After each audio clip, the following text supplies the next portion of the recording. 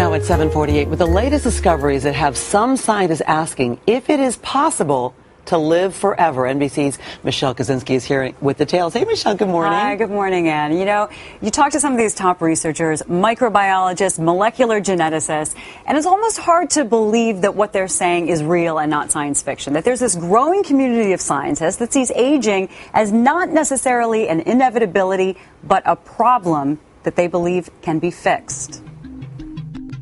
In science labs around the world, right now, the race is heating up to reverse human aging. You heard right, not slow it down or fix it up, but turn it around by things like regenerating tissues and organs, using stem cells, computers.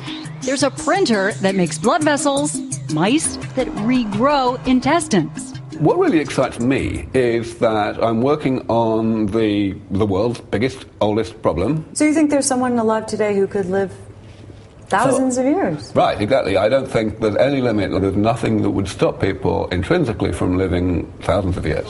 At 1,000-year-old Cambridge University, where back then people rarely lived past their 20s, scientist Aubrey de Grey is spearheading research, gathering experts to end aging.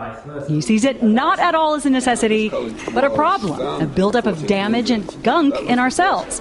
He just isolated an enzyme in bacteria that fixes that and might work in human cells, too. Because when we get these therapies, the world is going to be very different.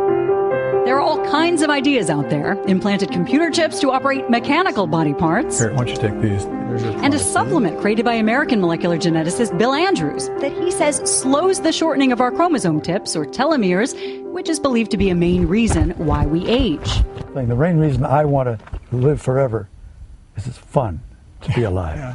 Inspired by his dad, who challenged him as a child to become a doctor and cure aging. The literature tells us that it's, I would say, 95% certain or better that if we can find ways to lengthen the telomeres, we are going to reverse aging. There are some doubters, but those on the front lines believe real breakthroughs in lifespan are possible soon.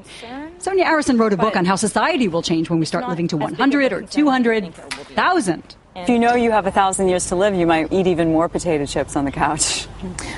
You might. The idea of having a longer health span actually gives you more opportunity to try new things and be more adventurous.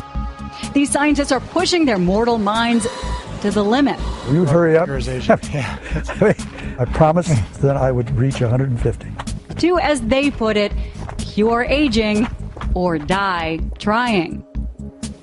And it's not just about extending lifespan, it's about extending health. And it's funny to hear them talk about this as if it was a car, that if you keep replacing the parts, theoretically, it could last forever. But, you know, this research is in the very early stages. There's not a lot of funding, and no human has ever lived past 125. 125 is pretty good, but boy, wouldn't it be something, If you're Matt, to live healthy. further? What would we do with our time? What's your definition of soon here, that they're going to Yeah. come up with this stuff? Is this going to help me? 20 years? Wow, 10 could years? help you. They're It's serious. right on the hairy edge Yeah, there. you're going to live forever as a 70-year-old. How about that? Thanks, Michelle. Not bad.